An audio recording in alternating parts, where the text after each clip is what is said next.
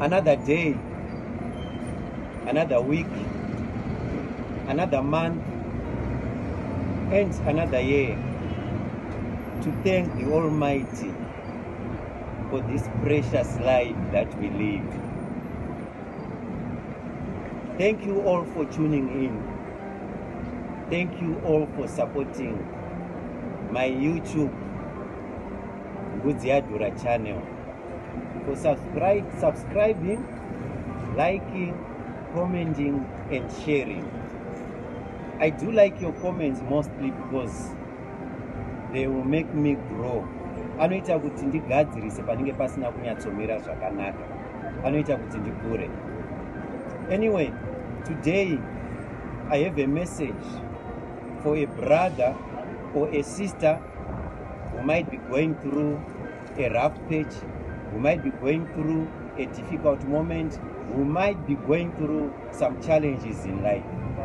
What I can assure you is, it's just a season. Zvichapfuura. Hapana dambudziko raunosangana naro risina akambosangana naro. Saka nguva yacho inopfuura.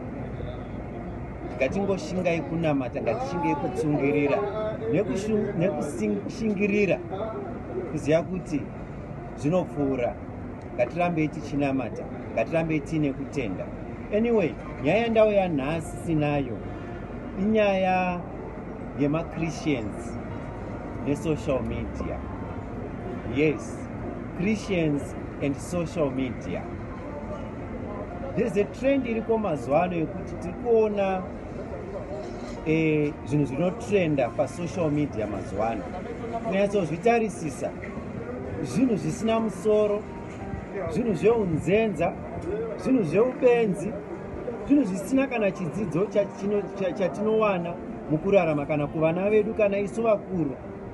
Asi tinoona zvinhu zvakadaro zvichitrenda. Nemhaka yeyi zvinhu zvaMwari, zvinhu zvine unhu hwakanaka zvisingatrendi. Hongu, handisi kuda zvangu kunongedzera chigunwe kuna ani nani. But I believe kuti isusu as Christians, we have a bigger role to play in making sure kuti mavideos kana zvimwewo zvinhu zvingapostwa zvine umwari, zvine unhu hwakarurama, zvine unhu hwakachena, zvitrendewo kanhai. Asi tinoonekwa tirisu isu vanhu vanoti vanotya Mwari, tisi tinomhanya kunoona zvinhu zviya zvisina musoro, nekuti ndinozoona kana ndiri mubedroom kana ndiri murumu mangu zvototrenda, zvototenderera, asi zvine umwari mukati hapana kwazvinoenda. Hamutomboda kana kusheya kana kukomenda. Ameno, maonero angu kana kuti mafungiro angu. But ndikungoti nhai vanhu vaMwari, kana tiri vanhu vaMwari, vasangova vanhu vaMwari musi watinoenda kuimba yaMwari chete. Ngative vanhu vaMwari mukurarama nekuita.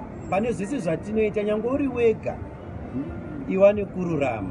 Mwari akuitirei zvakanaka.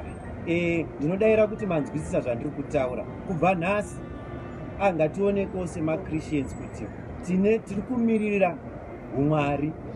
Evangelist haasi evangelist wemuchechi. Evangelism inongoitawo pakungosheya chinhu chine zvekuita neumwari, wosheyawo nemumwe wako chinhu chine zvekuita neunhu hwakanaka. Not necessarily zvinhu zveumwari, but chinhu chine zvekuita neunhu hwakanaka, mararamiro akanaka, magariro akanaka. Ndinodavira kuti mandinzwisisa. Mwari akuitirei zvakanaka. Till next time, God bless you. Love you.